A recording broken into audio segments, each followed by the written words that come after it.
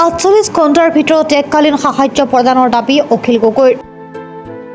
বানপীড়িত লোকসকলক এককালীন সাহায্য প্ৰদানৰ দাবীত শিৱসাগৰৰ বিধায়ক অখিল গগৈয়ে চৰকাৰক 48 ঘণ্টাৰ সময়সীমা বান্ধি দিয়া বুলি জানিবলৈ দিয়ে। দাবী পূৰণ নকৰিলে গুৱাহাটীত গৈ বৃহৎ আন্দোলন গঢ়ি তোলাৰ হুংকাৰ দিয়ে বিধায়কগৰাকীয়ে। বানপীড়িত পৰিয়ালসমূহক উপযুক্ত ক্ষতিপূৰণ আৰু সাহায্য প্ৰদানৰ দাবী অখিল গগৈয়ে পূৰ্বৰে পৰা উত্থাপন কৰি আহিছে।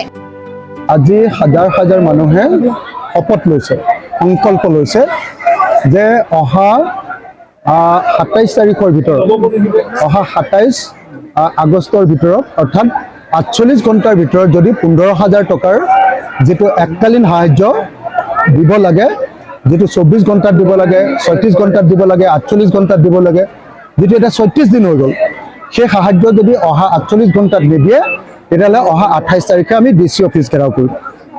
দ্বিতীয় কথা, তাৰ পাছতো যদি নহয় তেতিয়াহ'লে ছেপ্টেম্বৰ মাহত আমি অসমৰ মুখ্যমন্ত্ৰীৰ কাৰ্যালয়ত বহি ল'ম আৰু এককালীন সাহায্য আৰু 10 লাখ টকাৰ ক্ষতিপূৰণ, আমি ক্ষতিপূৰণটো 10 লাখ টকা বিচাৰিছোঁ। 10 লাখ টকাৰ ক্ষতিপূৰণ নিদিলে এই চৰকাৰক আমি ভাঙি দিবৰ কাৰণে, বিজেপি চৰকাৰক ভংগ কৰিবৰ কাৰণে, বিজেপি চৰকাৰক ভংগ কৰিবৰ কাৰণে আমি গুৱাহাটীত এক আন্দোলনৰ কাৰ্যসূচী আৰম্ভ কৰিম। গতিকে মই একদম অসমৰ মুখ্যমন্ত্ৰীক স্পষ্টকৈ কৈ দিছোঁ যে আপোনাৰ প্ৰত্যেকটো কথাই ইয়াত মিছা প্ৰমাণিত হৈ আছে। তাৎক্ষণিক পুঁজি আপুনি 25,000 দিম বুলি ক'লে, এতিয়াও 60% মানুহে তাৎক্ষণিক পুঁজিটো পোৱা নাই। 2 নম্বৰ, আপুনি বিজুলী ফ্ৰী কৰি দিম বুলি ক'লে জুলাই মাহৰ, এতিয়ালৈকে সেইটোও ফ্ৰী হোৱা নাই। 3 নম্বৰ, আপুনি EMI-টো ফ্ৰী কৰি দিম বুলি ক'লে, সেইটো এতিয়ালৈকে হোৱা নাই।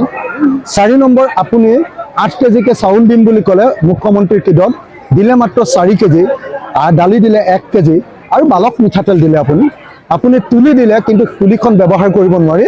গতিকে আপোনাৰ প্ৰত্যেকটো কথাই মিছা বুলি প্ৰমাণিত হৈছে। গতিকে আমি আপোনাৰ ওপৰত অনাস্থা আনিব খুজিছোঁ আৰু অসমৰ মানুহৰ, বানপীড়িত মানুহৰ আপোনাৰ প্ৰতি আস্থা শেষ হৈছে। সেইকাৰণে এই মাহটোলৈকে আমি চাম, আপুনি যদি ক্ষতিপূৰণ 10 লাখ টকাৰ ব্যৱস্থা আৰু লগতে যদি আপুনি আপোনাৰ যিটো এককালীন সাহায্য, তৎকালীন সাহায্য 15+10 25,000 টকা নিদিয়ে তেতিয়াহ'লে বিজেপি চৰকাৰ উফৰাই পেলাবৰ কাৰণে আমাৰ আন্দোলন আৰম্ভ হ'ব। এই কথাটো আমি আজি খাটাংকৈ আপোনালোকক জনাই দিব খুজিছোঁ। তৃতীয়তে, আটাইতকৈ ডাঙৰ যিটো ঘটনা, যে এই যিটো প্ৰলয় হ'ল, মহাপ্ৰলয়ৰ কাৰণ কিন্তু 3জন মানুহ, মন্ত্ৰী সুশান্ত বৰগোহাঁই, বিধায়ক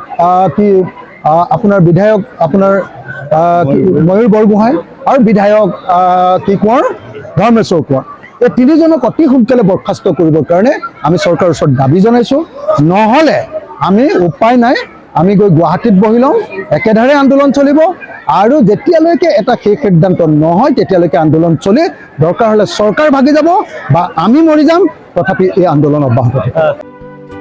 শিৱসাগৰৰ পৰা মুস্তাফিৰ আলীৰ ৰিপৰ্ট, প্ৰাত টাইম ডিজিটেল।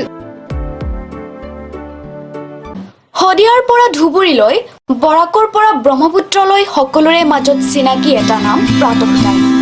থলুৱা ভাষা, কৃষ্টি আৰু সত্য বাতৰিৰ আধাৰত প্ৰতিষ্ঠিত খবৰ প্ৰাত টাইমৰ প্ৰতিটো বা বাতৰি পুংখানুপুংখভাৱে চাবলৈ Facebook, YouTube, website, Twitter, Instagram আৰু ব্লগাৰ পেজত লাইক আৰু ফ'ল' কৰক